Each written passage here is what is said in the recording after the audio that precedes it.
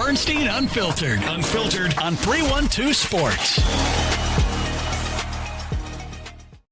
It's DBU on 312. Dan Bernstein Unfiltered with a lot going on during a period where there usually isn't all that much going on.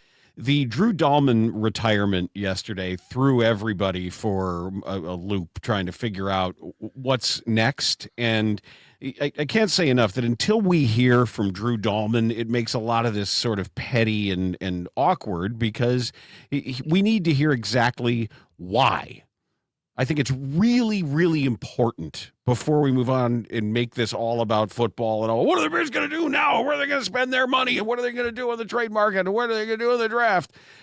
Let's just make sure everything's okay first, and that indeed this is just him deciding he doesn't want to play football anymore, and that he isn't being forced to do this for any reason. That it's just completely his choice. That he has, frankly, the luxury of being able to walk away from this career and this money and do something else with his life. There are conflicting reports as to whether or not this had or has been a possibility. That there was, I have seen certain reporting tinged with the idea that, you know, maybe this is something that had come up or might have been halfway expected because it's indeterminate right now. I can't tell what the Bears knew and what they should be expected or have been expected to have known going into it when they signed the deal. I mean, obviously you have assurances when you sign somebody to this 3-year deal and make the commitments that you make that person's going to play for you, but people are allowed to change their minds, and that's okay, and you move on. What is interesting, and presuming, for the purposes of this discussion, presuming that he is okay, and this is just like, you know, he lost the passion for it, and this is not a sport you can play if you're not passionate about it. I mean, really, any professional sport, when it's your job, you'd think about it, but this is one where the dangers inherent in it are different than other sports. So I get it, and we'll wait to hear what and maybe he won't say anything. He doesn't have to. He doesn't owe us anything. But boy, we always like to say, you don't ever watch someone general manage. When people get excited about an executive hiring, or get excited, it's ultimately you see that in the results. Hell, you talk about what you saw at United Center last night when nobody watches Sam Presti general manage except over years based on trophies and parades and success and the players going on to great things that you end up drafting. But Poles has got work to do right now. And to the extent that Ben Johnson is the most powerful person on the football side of the organization, which I think he is, I think anything I'm saying now about Ryan Poles, it should be presumed that Ben Johnson and his role and the whatever space he takes up in the general managerial efforts. Same goes for Matt Feinstein right now. We hear his name a lot because of what's happening with the cap. Now we got to see it happen. Now you got to tap dance a little bit. This is like when you've got a household budget and you're doing okay. You got a really nice house and everything is fairly solid, but you don't have a ton of disposable money, slush fund lying around to play with, but things are okay. And then your furnace breaks. And the people come out and they look at it and they say, yeah, you're looking at, 13, 14 grand here to replace this thing, soup to nuts, all done. And all of a sudden your budget is not your budget anymore. And you have more immediate needs that need attending to. And Bears are in a little pinch here. So obviously, we're going to break this down entirely and with a guest today on Forward Progress to get some outside thoughts on what's happening. But at the moment, we know that there's going to be a little bit of short-term pain as the remainder of the signing bonus that wasn't prorated over the 3-year deal now accelerates against this year's cap. What I'm wondering is now, does this accelerate the trade possibility for DJ Moore? Does it mean the timetable moves up or it changes, not only with Tremaine Edmonds, who's clearly going to be gone, but are there other ways that they can make some cap savings? Do they have to cut anybody else to make some room to get what they need? Not cut to cut.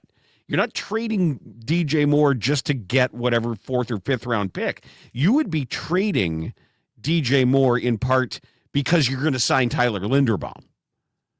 And this is what I'm trying to figure out at the moment, that the actual rubber meets the road ramifications here, where you have to do things to field your team, and now you've got 2/5 of your offensive line completely blown up without necessarily having internal answers. And if it is Luke Newman, these are decisions you got to make so you can get started on what's next.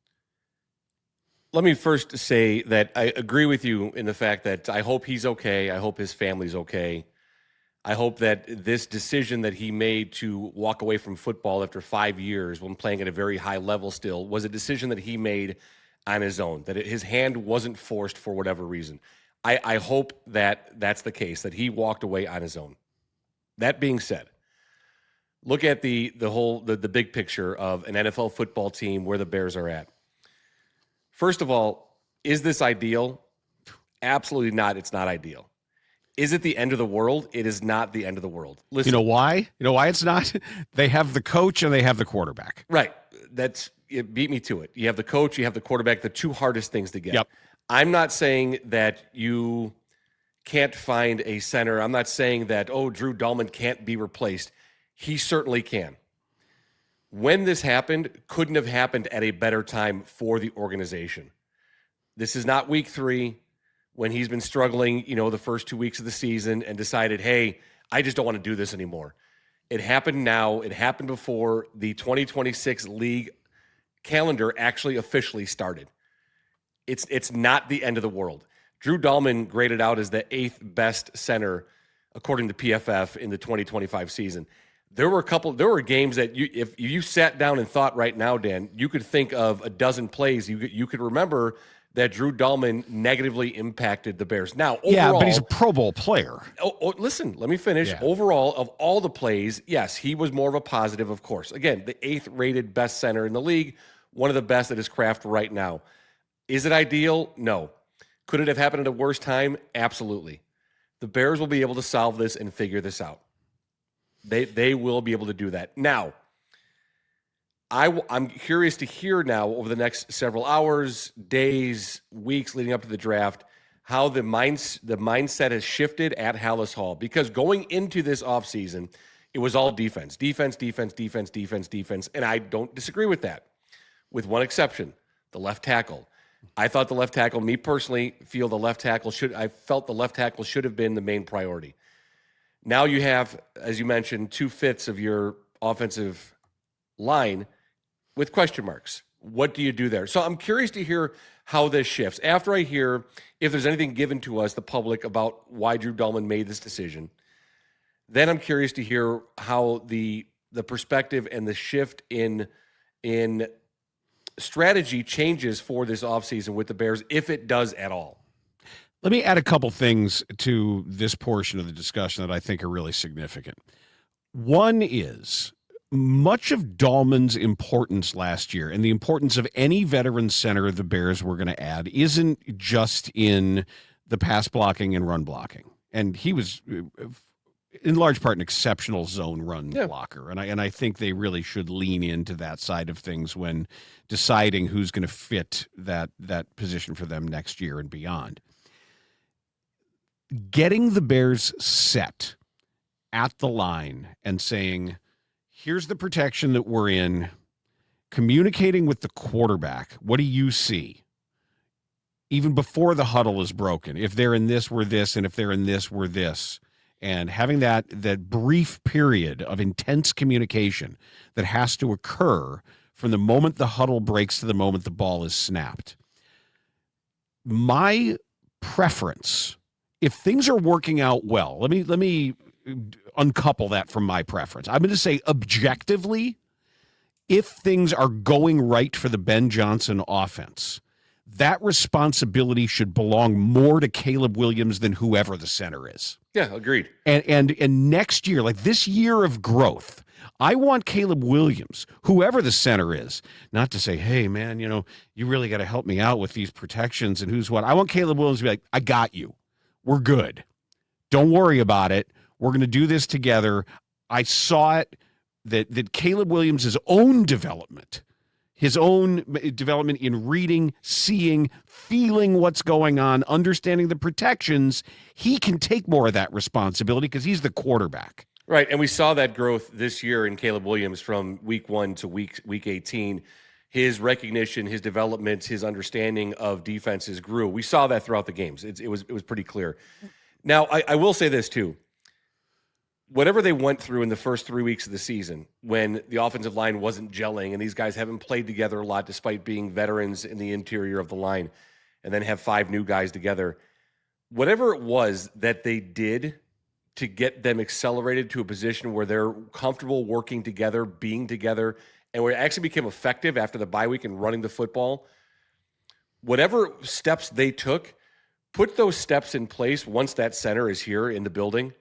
Get those guys accelerated in that area so you're not working things out on the field during regular season games. Get that shit figured out. Like whatever it is you did, whatever techniques you used, whatever time you spent, use that to get that gelling process before the actual regular season starts. Now, I think it will be impacted by the growth of Caleb, the fact that it's Ben Johnson's second year, everyone's second year with this offense. The majority of the core players on offense that will be back again in the 2026 season. Whatever it took for you to do that, get that going. Get that process started. Let's not use regular season games to figure shit out. Yeah, that's coaching. And that means that every rep that they talk about, everything they do, every mental rep, every one in pads, without pads, becomes that much more significant to not waste any time. Right. All of this matters now. And it always should.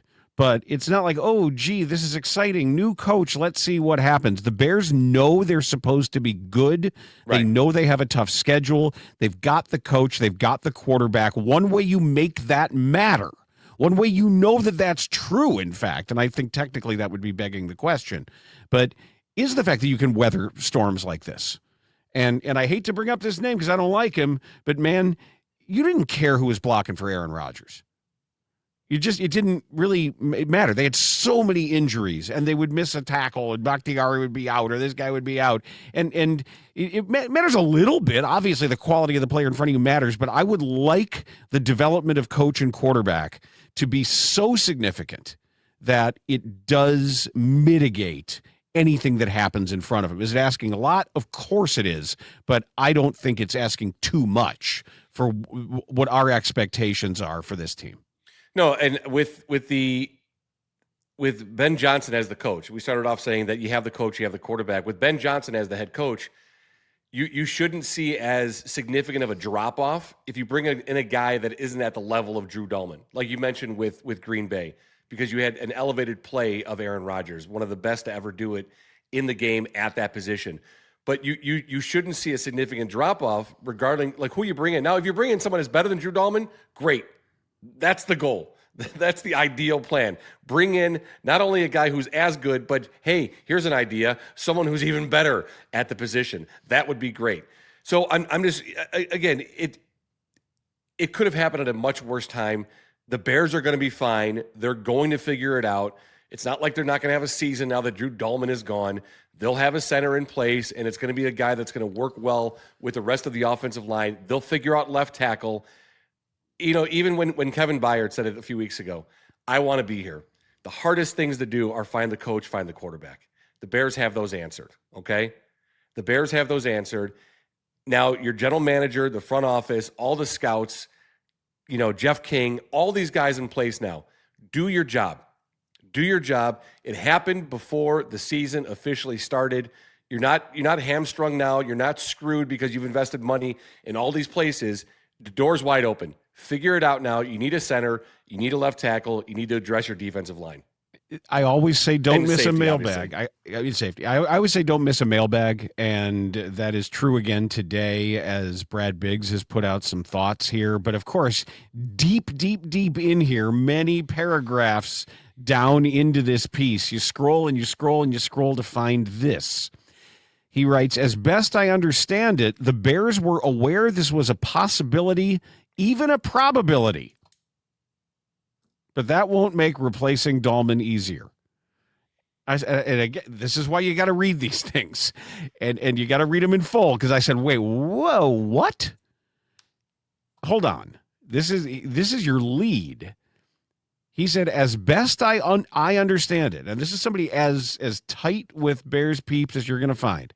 The Bears were aware this was a possibility, even a probability. When did you know that? Who in the organization knew that, and when? So when, hearing it worded that way from a guy who's inside the Hallis Hall as much as anybody, there's one of two things. Either Drew Dalman had been floating these feelings about, hey, I just don't have it anymore. I'm just not that interested, whatever. So he's been floating those feelings out to people in the front office. And some people do that. Look, how long did we work with Terry? Right? He's like, I got to retire. Ever since he was 50 years old, I got to get out of this business. I got to get out of here. Yep. Now, the second possibility is something that I hope isn't the case. When they say it was a probability, it's because that his hand was forced.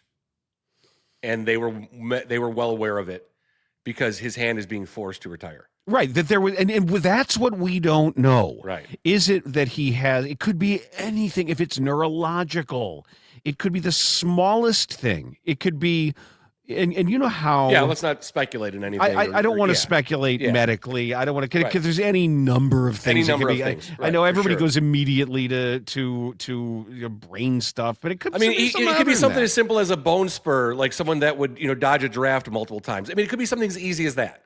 You just never know. You never know what it might be or what imaging might show. The other thing that Biggs writes here is what you led with. They're fortunate Dalman reached this decision at the start of the offseason and not in training camp. Right. And here's where I'll disagree a little bit and already have. He says the challenge is for Ben Johnson and Ryan Poles to find someone who can take all the stuff off Caleb Williams' plate that Dalman did so well. That's calling protections and organizing things at the line of scrimmage, crucial stuff to the success of the offense. My point being, put more stuff on Caleb Williams' plate a little bit. It's Caleb damn Williams. I'm okay. I'm okay with him not having to outsource some of that stuff and be in full command of the offense and tell that center, we got this, I got this. That's what a great quarterback does. If he's going to be great, if he really is going to live up to the highest ranges of expectations, he doesn't need stuff taken off his plate. Give him a bigger plate. Yeah, so I'm not going to, disagree with you fully that Caleb should be able to do more. He's going into his third year as a quarterback, but I also think they can find a center out there that can match what Drew Dalman did. That's not going to be impossible. And to put the question out there like, oh man, are they going to be able to find someone that can that took all of the stuff off of Caleb's plate? Yeah, they can. They can find a center. He was great. I don't want to diminish anything that he did in his career. He was one of the top centers in the league. Again, graded very high out for the 2025 season. You can replace Drew Dalman. They'll find a guy to replace Drew Dalman. Again, the greatest thing that happened is when this happened. The door's wide open. You've got all the opportunity in the world now to figure out what you need to do for 2026. You haven't committed any money to anyone yet. The season hasn't even started. You have till next Wednesday. That's when it kicks off. You're good to go now. Figure it out. Do your job. Here's the conclusion from what Biggs was saying, because I'm always trying to read in between the lines, because obviously, he's working the phones after this happens. And he says the Dalman news created waves across the league and stunned folks who work for other teams. And now is when it gets interesting here. Tell me what this says to you. Players will tell you that every now and then they encounter a veteran who is just working to get the financial security of a second contract before more or less mailing it in. Their heart isn't in it. The game doesn't run in their blood. I don't think that was the case with Dalman at all. He didn't shortchange the Bears last season. He was on the field for every offensive snap. For whatever reason, he decided it was time. There's something to be said for walking away on your own terms, even if it's a move that makes others uncomfortable. What does that mean? I don't understand. Others uncomfortable in a way, just like making your job harder, in fact, that making polls have to tap dance here and all the things that we were talking about before. Is that what he means by uncomfortable? Or is it the uncomfortable football culture stuff? Because I don't like that. I don't. Yeah, like there's it, a lot. There's a lot there that would love to know what his thought process was in writing that, because you don't say those things. That first part, you don't write that unless that's the situation here. Yeah, a veteran working to get the financial, and then you write it, and then you say, but I don't think that's the case. Yeah, I don't here, think though. that. I don't think that was Dalman. That wasn't the typical Then why say case. it? What's the point of saying it? That graph confused me a little bit. Yeah, that is. I wasn't confusing. sure. But there's all sorts. I don't of know if that's possibilities. just a gentle way of putting that out there. I don't know, or is that like the football-y side? Because you signed a contract, you made a commitment, and your brothers in the foxhole and all that football garbage. But it's a brutal game, and when you're done, and you're probably better off. It could be that he's getting ahead of what he's talking about. It could be that Dalman did this because he didn't want to be a player that fit that description. Right. That would be my guess. Right. Is that he's seen it. Yeah, in his 5 seasons, he's seen that. And it also goes back to, and we talked about it briefly when we had our emergency podcast yesterday, the tweet that Caleb Williams put out with that emoji. And we don't want to, investigate the emoji too much, but, when you use an emoji, whatever situation is, you're deliberate in what you're picking. And the dude picked a smiley face emoji with a tear. That wasn't a quarterback that was caught off guard. That wasn't a quarterback that was surprised.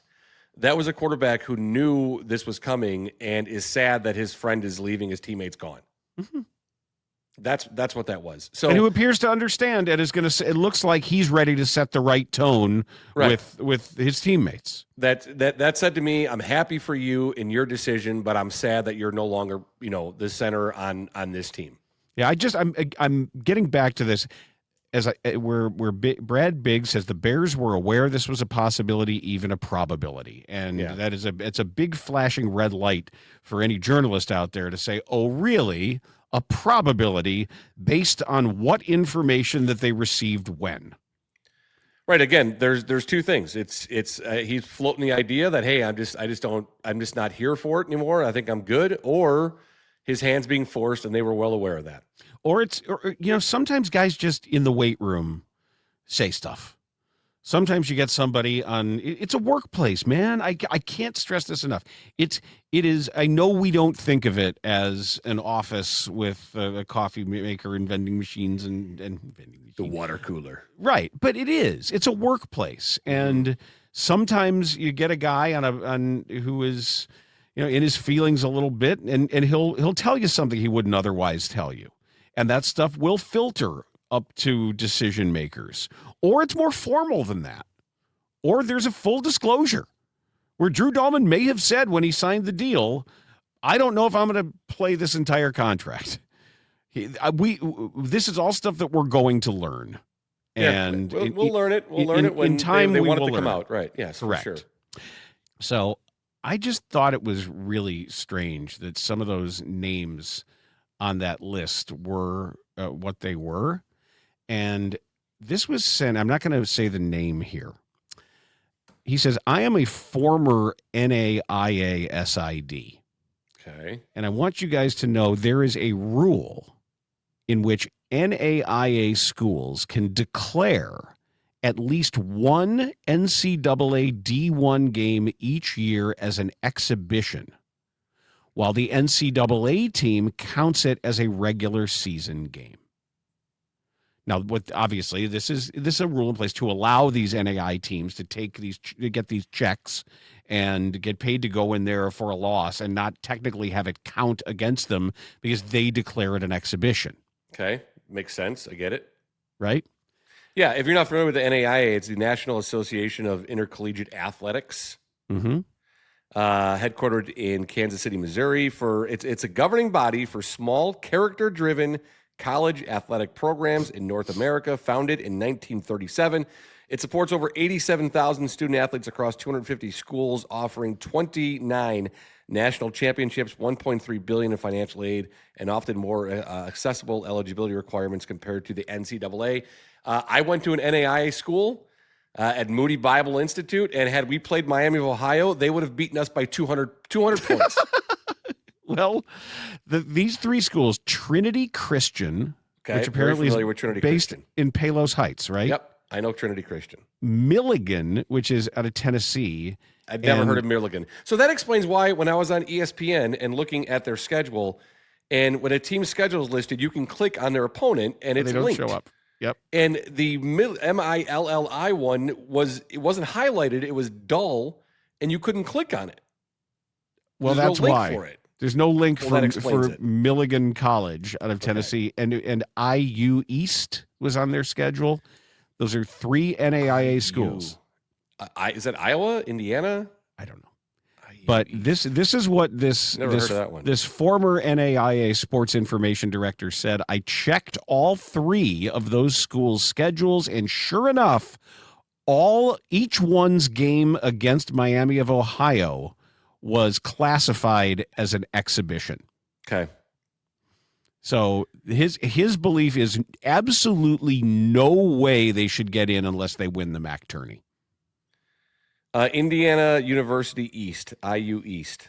Okay. It's a regional university in Richmond, Indiana. And so this former NAIA SID says that there's absolutely no way they should get in unless they win their MAC tournament. That each one of these schools, Trinity Christian and Palos Heights, Milligan, and IU, Indiana University East, had classified their game for their purposes against Miami of Ohio as an exhibition game, which Miami of Ohio has counted as a regular season game. All right. So, and obviously the strength of schedule comes into play in deciding seeding and all that good stuff. So they're now 30-0. Mm-hmm. So 27-0 against NCAA opponents that were actually playing real regular season games, and then 3-0 against NAIA schools. Interesting. Okay. Are we good? Okay. So yeah, thank you. You answered Millie, and is now Milligan, and not It's Mulligan, not Millie but- Vanilli. Yeah, it's not Millie Vanilli. Yes. It's not Mulligan. I thought Millie might be. What was his name? Fabrice Morvain? Oh, I have no idea. I thought they played like Mike Mulligan one-on-one. Oh, my giddy aunt. Yeah. And if she had balls, she'd be a giddy uncle. I only go one deep on Millie Vanilli. I think. Okay. I think I got it. I got right? nothing on you. So you're Hold good. on. You can't name the other member? No.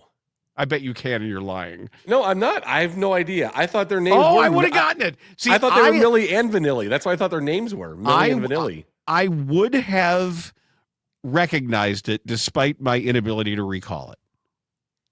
My wife would have guessed it. I guarantee that. If you saw the name Rob Pilatus, you would have picked it. No, I wouldn't have. Fab Morvan, yes, Fabrice Morvan and Rob Pilatus. I would have gotten that second name if I had a multiple choice. I can tell you right now, I've never seen their names. Yeah, you have. Of course you have. I haven't. During the I haven't. scandal? Yes, No, you have. I have not. You've seen their names. I have not seen their names. Ever? You've never seen the names of Millie Vanilli, even during the giant If you would have said to me, scandal? listen, Come on. if you would have said, listen, tell me who are Fab Morvan and Rob Pilatus. Oh, you would have known that Otherwise, was Millie I Vanilli. murder your entire family. My family would be gone. Okay. Well, I've never heard their names before in my life. Okay. Why would I have ever heard their names? Because they had ignominy. They had infamy. They were world famous. I was familiar for with the story, lip-syncing. but yeah. Yes. I'm Okay. not, you could play the song right now. I'm not sure I didn't even know it was their song.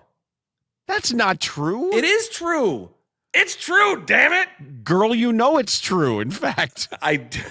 Stop calling me girl. I've told you that. All or nothing. It's got to be. Come on, you knew that one. No Girl, idea. you know it's true. Ooh, Nope. ooh, ooh. What year was that this all happened? 1989. Yeah. The number. Wasn't Another listening. number. Get down. Wasn't oh, listening. no, the funky drum. Oh, it's other. I didn't listen to music in 1989. Why not? I was too busy with Bulls and Pistons. You were busy. I was busy. They won the Grammy. That was the whole scandal. What about their Grammy? Was she involved also? With Mulligan's Giddy Aunt. Yes. It's the Giddy Aunt, the Giddy Uncle, and their Grammy. Oh, Stop boy. singing Grammy. All right, let's move on. Oh, nothing. Okay. It's got to be. And it wasn't bad. They just weren't singing. That was part of the problem. But then they actually. I don't think that's part of the problem. I think that is the problem. That was the entire I think problem. that was the actual problem. Yeah, I don't think that's part of it. Right. It wasn't really more complicated than that. Now that you Yes. think of it, It's pretty simple, actually. Yeah, that's true. I didn't think we'd be arguing about Milli Vanilli today, but you never know what's going to happen when you turn on Dan Bernstein Unfiltered. That's what unfiltered means. Right. You never know anything. Yeah, you never know what a Milli Vanilli discussion is going to break out in the middle of everything. Damn it! I can't believe they played NAIA schools. 3 of them. Oh my God. I didn't know that. That's Well, a lot of schools play a horseshit, preseason schedule. Sure. But the games don't count. right. Like I remember that one time when I was at Duke, they played because those were the games. Those bad games were the ones that I would get to broadcast. I wasn't doing student TV play-by-play when they're playing North Carolina. Right. You did it when they played IU East When they played William and Mary, and when they would play Marathon Oil, or there was like the Italian national team came in. Wait, like Marathon Oil, like a company? You guys, like oil riggers came in and played Marathon Duke basketball? Oil had an international club team. Oh, Made up of former like NBA oil riggers guys. and Yeah, no, Marathon Oil was the sponsor of like this touring club team that like made the Globetrotters. but real, and they made their money Oof. playing against some college teams and playing exhibitions. I don't really remember exactly what it was, but it was a place that had jobs for guys that didn't make the NBA. So you got to do like the D level games. When Jefferson Pilot Broadcasting wasn't in there, or when ESPN wasn't in there, CBS, and we would negotiate, and they say, okay, well, here, and here, feel free. Your TV guy was named Jefferson Pilot. That not us. We were Cable 13. Jefferson Pilot at the time was the regional broadcasting that's not a guy's company. name. No, That's a cool that name, was like the kind of Jefferson corn. That was the Corn Pone ACC contracted regional broadcaster. Oh God, what was the name? Bucky. What the hell was his name? I don't even remember. It was just a lot of people that sounded very southeastern. Where's Duke play again? Was it Camden Indoor? What do they call it? Cameron Yeah. Indoor. Yep. So I'm Jefferson Pilot here at Cameron Indoor. It wasn't him. No, it wasn't. The guy wasn't named Jefferson Pilot. That'd be a cool name though. For You can look it up. TV. Like the broadcast. And by the way, the Globetrotters were real. By the way, so don't. Well, I know they're real, but they're not. Yeah. I'm not getting into this.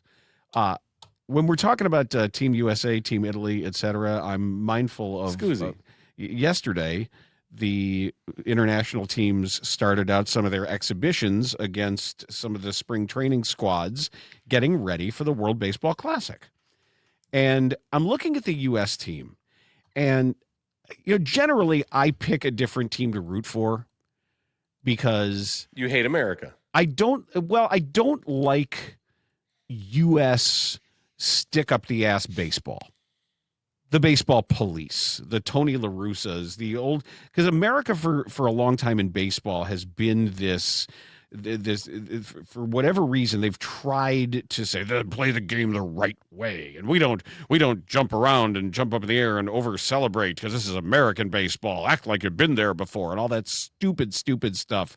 And the one thing the World Baseball Classic has done is it's shown everyone how bad we are at having fun playing baseball.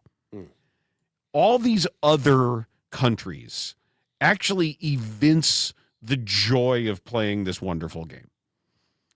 And whether it's been the 1 year where Puerto Rico was where they all had their blonde hair thing and Carlos Beltran and the blonde beard, we were joking everybody looked like Moon Mullen out there running around. And or whether it's the Dominican team or any of these other squads. And 1 year was, the Cody Decker Team Israel team that was having so much fun with Brad Osmus and those guys. other groups have more fun than Americans do because for some reason, we as a country have decided baseball needs to be deadly serious. And I guess it's just a very simple request. It's a simple ask of Team USA this year. Win or lose, and it's a hell of a team, and there's the Hall of Famers aplenty on this team. Mm-hmm. But have fun. And act like you're having fun. Try to have fun. I think Mark DeRosa gets that a little bit. I like Mark. I think Mark's a really good guy. He's nice and he's smart. And I also know it's very easy in American baseball culture to fall back on this, oh, do the right way. They threw inside to our guy. Now we're going to throw inside to them. You send one of theirs to the hospital. We'll send one of yours to the morgue or whatever it is. Well, that's the Chicago way, not the I American get baseball confused. way. I see. I was lost in there. But when you look at this lineup, here's the U.S. lineup right now. Bobby Witt Jr. at shortstop, Kyle Schwarber DH, Aaron Judge in right, Bryce Harper at first, Cal Raleigh catching, Roman Anthony in left, Alex Bregman at third, PCA in center, and Bryce Terang at second. Wow. Yeah, it's pretty good, right? That's pretty good. The bench right now is Byron Buxton, Paul Goldschmidt, Ernie Clement, and Will Smith. The pitchers, Logan Webb, Tariq Skubal, Paul Skeens, Nolan McLean, and then the other starters are Matthew Boyd, Clay Holmes, Clayton Kershaw, Michael Waka, and Ryan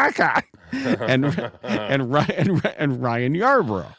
But just is it? I don't think it's too much to ask. Just have fun. Just go play and make it look like this is fun for you. Because why not? I know PCA will do that. I don't worry. Yeah, he'll certainly do that, and I think he'll influence a bit of the culture and the attitude and the approach to it. I don't worry about him. We think, I don't worry about him. But it has always bugged me that you just I'm envious. I get envious watching Dominican baseball. If you watch LIDOM, LIDOM, Liga Internacional Dominican. And those games are crazy. The music and the chanting and the jumping and dancing and sexting and everything that goes on. We should have that here. There should be that kind of excitement and silliness and expressiveness. It's something that comes around every year. And we'll get into this a little bit later on when this does happen. But because it's soon. But always notice this. I always find this striking, and used to when we would be sitting at the Score and we had the multiple televisions up there, none of them in high def, of course, and you'd have the College World Series, and then you'd have the softball College World Series going on. And if you look at the biggest difference between those two, the game's exciting, competitive, hard fought. The difference is the women smile and the men don't. Oh, they have fun. They have fun. They here they are at the highest level of what they do. Oh my God, they dare to actually smile. Yeah. And here's a bit of baseball. Tough. Draw a walk. Flip my bat. Run down to first. Oh, he threw inside to me. Oh, I'm mad. Just my nuts. But just chill, man. It's baseball. This is an international baseball exhibition. Maybe you win. Maybe you don't. But if the U.S. team can make that, it is a huge step for them because the American baseball players are terrible at having fun playing baseball. And they say it afterwards. You love the game. Love the game. Love the game. Love being around my guys. Being around my bros. I love being in the locker room. I love my teammates. Yeah, but do you actually like playing baseball? Because in this country, you know who ruined everything? The parents ruined everything. They suck all the joy out of everything. And I had a great conversation with Tim Corbin, who is the coach at Vanderbilt. And he said it when I asked about that. He said the reason why American baseball has this is because the parents take the fun out of everything. Yeah, well, I'm not going to disagree with that. Yeah. He said that these kids that are playing in the Dominican Republic And the kids that are playing in the streets of San Pedro de Macorís, or the kids that are even playing organized ball in Mexico and organized ball in Puerto Rico, the parents just don't act like this. They let them play. They let them have fun, and they let them play, and they let them develop, and there's structure there, but there isn't the same kind of American bullshit that goes on. Well, I think outside of this country, Dan, it's viewed as a privilege to play a game with the possibility of bettering your life through a sport, through a game, through having fun. And here in America, American parents and kids feel like they're entitled to something that they're not because they haven't earned it. That's a huge difference to it, the entitlement of it all. USA is in a pool with Mexico, Italy, Great Britain, and Brazil. Okay. That's the group they're in. They'll play their games down in Houston. And the pool play starts Thursday and Friday, I believe. That sounds we'll get correct. started with that. All right. Last tomorrow time and Friday. Yeah. Last time the Japanese romped, I saw Seiya Suzuki hit a bomb the other night. Yeah, that was yeah. ooh, what was ooh. I Save know some of that those. I know sometimes he has some issues with high fastballs, but if he's on top, if he's on top of some of that stuff, Yeah. look Could be out, a year. man. What was that acronym for that you said, the Lin LIDOM, LIDOM. Look that up. LIDOM. What's it? Because you had like a niner in there. What was that? How was it stand for? No, it is Dominican Professional Baseball, Liga de Béisbol Profesional de la República Dominica. Okay. All right. Thought I heard a niner in there. No, it's LIDOM. You can check it out at lidom.com. And LIDOM. Yeah. And you know what you see on their splash page? Players, A kid smiling. yes, yes. There's Tatis Jr. There's Soto. Guerrero's kind of, but he smiles all the time anyway. He's got enough. Yeah. But really, it's just most of these other teams like, oh, baseball. You know what baseball is? It's fun. It's fun. You run around and you hit a ball with a stick, and you pat people on the ass. It's supposed to be fun. That's what you do all day, and you spit a lot too. You scratch yourself and you spit a lot, and you sit in a dugout and you talk about things. That's pretty much it. What's more fun than that? It's really important, by the way, that if you need windows, that you get them, because you take them for granted in your house sometimes. Because and you also don't realize what a difference better windows will make. And you will understand when your heating bill and your air conditioning bill, you see some of this, like, oh, windows. So call Russ Armstrong, and then you'll really understand when you get good windows in your house that are custom made for your house by somebody who's going to give you the best deal. And it can be intimidating, I understand, because you hear so many ads and you hear all of the things. Oh, you do this now and get 2 free and buy 1 and get 1 50% off. Or just talk to her. It's so much easier just to call Russ and have him explain. Well, okay, well, you could say that's a good deal and that's it, but he'll match any of the prices. But he sits down and you have a cup of coffee and he says, all right, well, what are you looking at? What are they saying? Okay, well, I'll do this and I'll do this and I'll do this. And then you can have your windows made, custom made for your house in Chicago and installed by people who work directly for Russ Armstrong. So he knows who they are. It's not any of the subcontracted third-party stuff, because most of these other big window places are just farming it out. And you should ask the sales rep when you're getting quotes, who's installing my windows. Russ can tell you exactly who's doing it. And I've had 2 different installations with Chicago window guys with Russ, and it's always the same, where he comes out and tells me all of these specifications about these windows, and it's really more than I can handle. I say, Russ, I love you. I trust you. You can handle it. And if you do what you would do if it were your house, as far as the quality of the windows. It's like, okay, great. Here's what we're going to do. Let me just tell you what we're doing and how we're doing it. Great. And you cannot beat the price, because he will match any other price you get out there.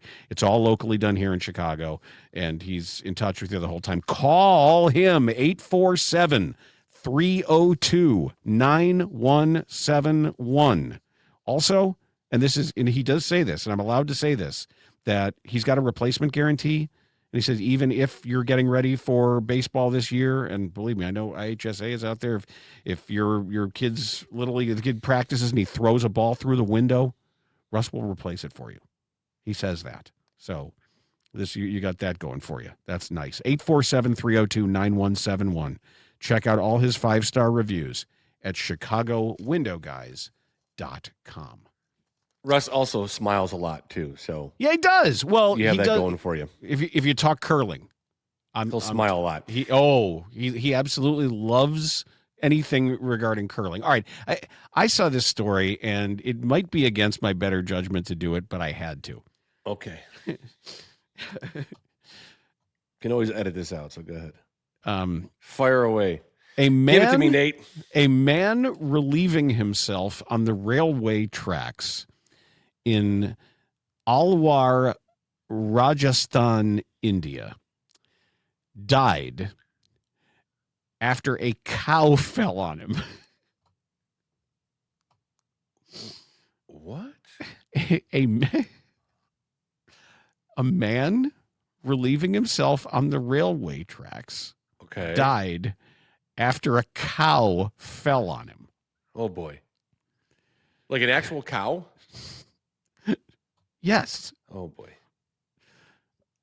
Okay. How does that work? The cow got in the way of a train, a Vande Bharat train. And this looks like a big, serious, fast. It's a semi-high-speed train. The incident occurred in the jurisdiction of Aravali Vihar police station in Alwar, Rajasthan.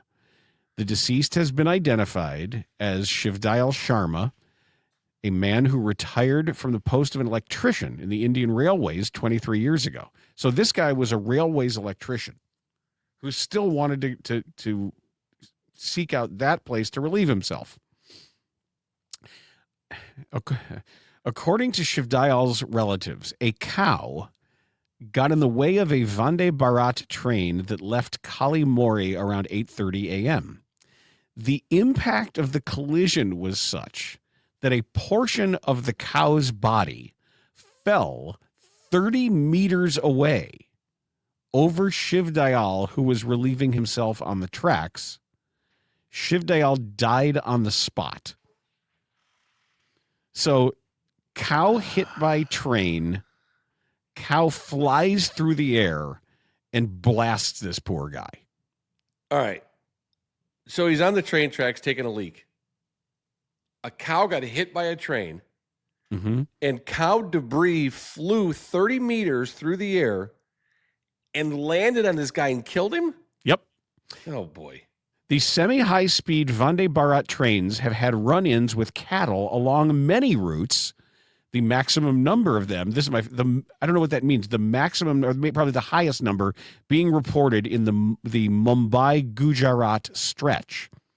Within days of its launch, the Mumbai Gandhinagar Vande Bharat Superfast Express train suffered minor damage after colliding with cattle back in October. The next day, the same train sustained minor damage to its nose panel after it hit a cow near Anand Station in Gujarat. I could be making this up, but I thought that cows are considered sacred. Yeah. Let me India, right? Okay, yes. you got more to it. Okay, I'm just getting to it. On October 29th, the Mumbai Gandhinagar Vande Bharat had a run over with a cattle. It says here, it is probably poorly translated with AI, near Atul. And Union Railways Minister Ashwini Vaishnav said collision with cattle on the tracks is unavoidable. Well, I disagree with that. And this has been kept in mind when designing the semi-high-speed Vande Bharat trains. Meanwhile, the Western Railways has decided to put metal fencing along the 620-kilometer-long Mumbai-Ahmedabad route to stop animals from straying onto the tracks and prevent accidents. So that railway said, you know what might help? A fence to keep this from happening. The other railway... It is avoidable. The other railway says unavoidable. It happens. But now you ask the more pertinent question, and that is death by cow is classified how in Hinduism?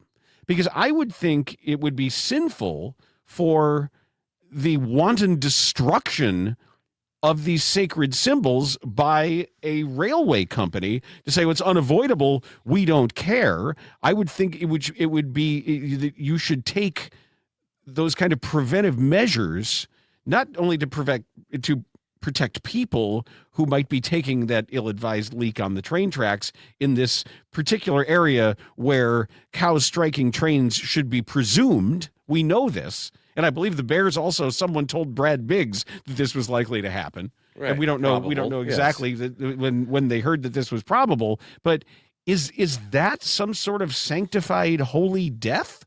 If you are actually killed by something that is that closely associated with Krishna? I don't know. We'll have to ask an expert on that, but I just think you can avoid this. You could avoid it by if the cows are if it's such a sacred symbol in your culture, then take the necessary steps to prevent this from happening. That's what I thought. Well, at least one rail line is doing that and the other isn't. But these were all the questions that I had. Yeah, and for them to say like it's unavoidable, it reminds me of that comedian that was talking about the crane kick in Karate Kid, where Miyagi was like, "No, can defend," and the comedian was like, "Well, you can defend it, just don't walk into the guy's foot." That's an easy way to defend it. Don't walk into the kick. There's a very easy way to avoid cows from being hit by a train. Put up a goddamn fence. Right, or slow down. Well, no, it's a high-speed rail. Like you're not going to slow down. Look, this has been a problem. Been a problem for forever. If you note, like if you picture an old steam engine train, like a Wild West steam engine train, sure, right? Big smokestack. Do you know that little triangular thing on the front? You know what I'm talking about? Yeah, like the little scooper. It's called a cow catcher. Oh, isn't it? I have no idea. Am I making that up? That before. I don't think I'm making it up because I remember like building models. I'm sure you're not. I think it was called a cow Billy catcher. Models. Building. Building models. You remember Billy Models as a kid? Who's Billy Models? Oh, is that like, was it Billy Strings or? I'm getting all screwed up with people's names now in music because now it's like Teddy Swims and Billy Strings and Larry Jumps and Tommy Humps. Like, are you just supposed to give yourself the last name of like what you do or something? Yeah, am I supposed to be you're Danny Talks. Smiles. No, Danny Talks. Danny Talks. Right? Is that just what you're supposed to do? Yeah. I don't know. Teddy Swims. Okay, well, why is he singing then? I don't know. I forgot what I was going to say, but I mean, bottom line is you can avoid the cows from being hit. It is avoidable. But that's just got to suck.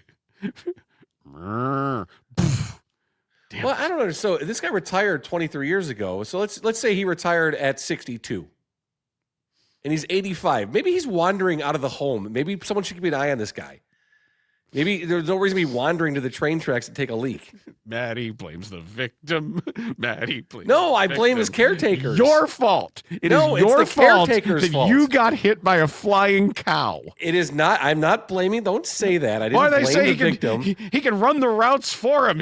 He's on it. He knows exactly where that cow is going to take off, and he's right It's there. his caretaker. They should be blamed for this. Okay. Don't let Sharma walk in front of cows. Let's say he was fortunate enough in his electrical career to retire at 55. Okay. And it's 23 years ago. Now he's 78. Maybe he was, again, keep think an eye about on it like the guy. Drew Dalman. Maybe he was forced into retirement due to an electrical mishap that fried his brain. So maybe he retired at 27 and he's only 40 right now. Exactly. Or 50. He's 50. Exactly. He's 50 years old. Exactly. But he's got some kind of cognitive issue. Keep an eye on him. And you were going to have him on From the 50. That's the shame of it all. Well, he was next week's guest. Next week's guest, the man that got killed by a falling cow. All right, I got a couple of kook things for you before you go. All right, I also have another exciting announcement. But good. Announce it. No, you have other things. Okay, so two real quick things. First of all, the Bulls game last night, that 12-0 run they had late in the game, it screwed me. That was really irritating. So I went 1-1 last night with that stupid Bulls loss. So 23-7-1 is where I'm at because I had OKC given 10, and they had a big lead, and then they go on a 12-0 run. It was a bum fest. That was annoying. Night. So I'm chasing it tonight, and I did a thing last night out of anger for today with 4 games. I'm doing a 4-game thing. I don't know why I should be doing that, but the second thing I wanted to share with you, I don't know if you saw this. United Airlines, my favorite domestic airlines, they let people know that if you are on their airline and you're watching your phone, listening to your phone, talking on your phone, and you refuse to wear headphones, they will kick you off the plane. Yes. Yes. They will kick you off the plane. And they're saying they could potentially ban you for life from flying United Airlines for not using headphones. Oh, that's fantastic. It is fantastic news. I saw that today. I was so happy. Can we do this everywhere? Yeah, it should be every public transportation. Yes, for sure. But I love that United's doing it. Thank you, United. That's why you're my favorite domestic airline. I love flying United. They're the best planes. They're the best accommodations. I think the staff is great. Every time we fly United, I always have a great experience with it. Now they're telling me that the douchebags that use their phones out loud are going to be kicked off the plane and possibly banned for life from flying United. You know, Beth and I were talking about this too. When we were in London, the two of us, I can't tell you in the middle of how many museums or supposedly quiet places. We were in an art museum. And there is a woman loudly FaceTiming and like holding it up and talking about, oh, well, look at this painting and it's right behind me. Isn't this great? Like, yeah, that drives me insane. And I kind of glanced at the security person who was this older British man who gave me as wry an expression. If a raised eyebrow can say 1,000 words. Yeah. That man, with a simple look and a shake of his head, I got acknowledgement. I was seen. I was understood, and I completely grokked what he was getting at, which was, man, I'm with you. There's nothing I can do about it right now. But yes, like I got everything when he sort of made this look like you have no idea how often I deal with this crap, and people just sitting on their phones having conversations or watching a video. Like, it's an art museum. Yeah. I'm pretty cool about some of that stuff, but just at least excuse yourself and go down to the hallway outside the bathrooms or something, or stand outside on the street. Hey, come on, man. Yeah, it's annoying. And when it happens on planes, it's annoying. The train, the metro, it happens. It's super annoying. Hey, we mentioned earlier Jefferson Pilot. Yeah. Do you think he was part of Jefferson Airplane? Or spaceship, right? Didn't they become a starship?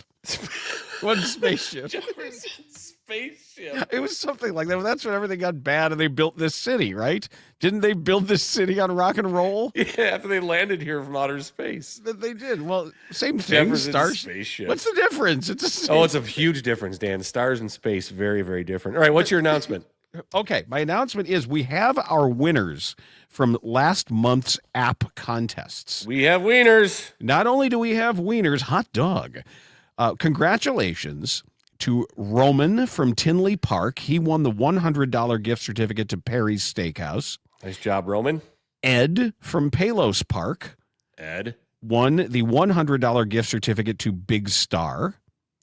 And Matt from Palatine won the $100 gift certificate to STK Steakhouse. Nice. Good job. Congratulations. Yeah, and if you're just joining us, well, what do you mean they won? What do you mean you guys are giving away $100 gift certificates to all of these great places?